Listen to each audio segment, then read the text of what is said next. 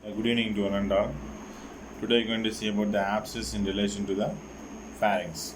Okay, there are three abscesses are there. First one is the peritonsillar abscess, that is quinsy. It's most commonly seen clinical condition in children. It's a collection of pus in the peritonsillar space between the capsule of tonsil and the superior constrictor muscle. It's called as a quinsy. Mostly it arises from the relapse of chronic tonsillitis or exaggeration of a acute tonsillitis. Okay, just I show the picture here. Okay, this is a ula as pointed in this picture. Here is a peritonsillar abscess which has been developed just above the tonsils. Coming into the pathogenesis, tonsils have various crypts. In that crypta magna is getting infected and getting sealed off. Usually tonsils are covered by a capsule. In that, tonsils are very dense, tightly packed. Even the one patch of tonsil, each parenchyma of tonsil is getting infected along with the various communication with the parenchymal layers.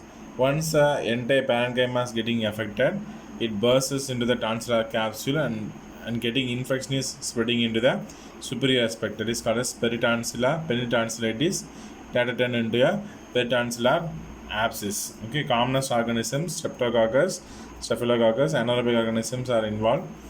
We can able to take a swab. In that we can confirm the entire microbial evolution can be done with the confirmation.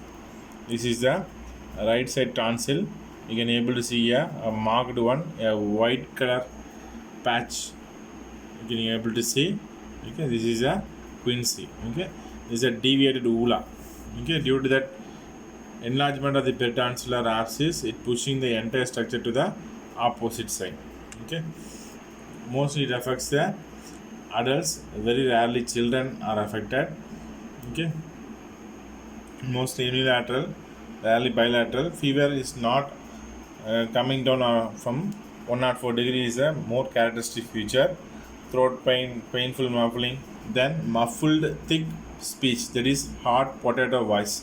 When you're having a potato in your mouth, you're not able to speak it. Even the potato is very hard.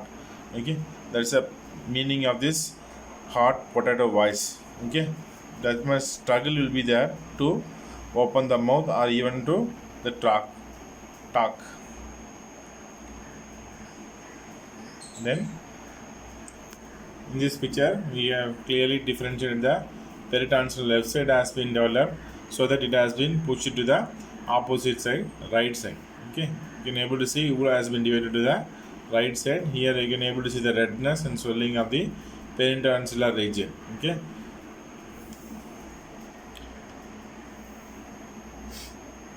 then coming into the treatment process, in severe cases hospitalization is required and then antibiotics has to be done. In severe cases, incision drainage is the only solution to relieve the condition. Okay, then complications, parapharyngeal abscess, laryngeal edema, then septicemia. In severe cases, we can get the systemic involvement, that is endocarditis, nephritis, brain abscess, lung abscess, pneumonia, because it is a foci of organisms are getting accumulated in the tonsillar crypt. During the blood circulation, it can enter into the systemic circulation and it can travel along the entire bloodstream and it can cause infection in the corresponding organ as well as structures. Then coming into the next one, retropharyngeal abscess. That means this abscess has been developed between the space of anterior aspect of the spinal cord and the posterior aspect of the pharynx. Just to show the picture and you can understand. This is the spinal cord, this is the anterior aspect, this is the posterior aspect of the pharynx. The space between the two structures, there is a small linear groove where the red color point abscess has been mentioned here. This space is called as retropharyngeal space. Okay, the infections from the spinal cord can enter into this space and cause retropharyngeal abscess, or infections getting penetrated or opened up from the pharynx area and get into the this space result in the retropharyngeal abscess. Okay, clinically it has been divided into two varieties. acute and chronic. Mostly this acute variety is seen below the age of 3 years, usually arises after adenoids or secondary infections from the paranasal sinuses. In adults, in case of injuries, especially any kind of instrumental injury can result in retropharyngeal infection, later turn into a retropharyngeal abscess. Clinical features: dysphagia, difficulty in breathing, then stridor, that is narrowed breathing is called as stridor. Croupi, torticollis, this is painful spasm is called as torticollis.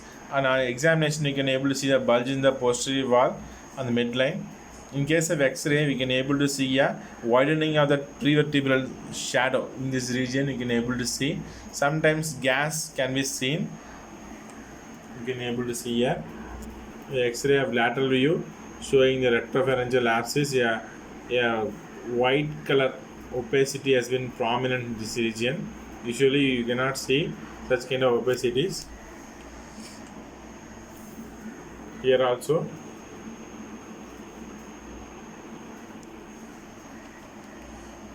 Then coming into the chronic retropharyngeal abscess results from the tuberculosis of spine, and then tubercular infection in the lymph nodes can result in a retropharyngeal abscess formation. Same kind of clinical features what is in the acute variety is getting more prominent in the chronic one. The only treatment for both acute and chronic is the incision drainage of the abscess. That's all about the retropharyngeal abscess. Then coming into the parapharyngeal abscess, we have parapharyngeal abscess means the infection is getting just beneath the sides of the neck. That is both the sides of pharynx. This infection is getting spreaded. That's why it is called as parapharyngeal abscess. The child, you can able to see a swelling in the side of the neck. Okay, this is a parapharyngeal abscess.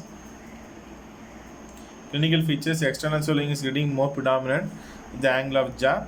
Then some cases severe pressure effect causes prolapse of tonsil as well as fossa. Trismus is facial spasm, you all know that. Then paralysis of cranial nerves 9, 10, 11, 12 has been involved. Swelling in the parotid region, fever, for sore throat, whatever features is painful swallowing is getting more predominant. Then in this case also the incision drainage is the only treatment of choice. Then thank you.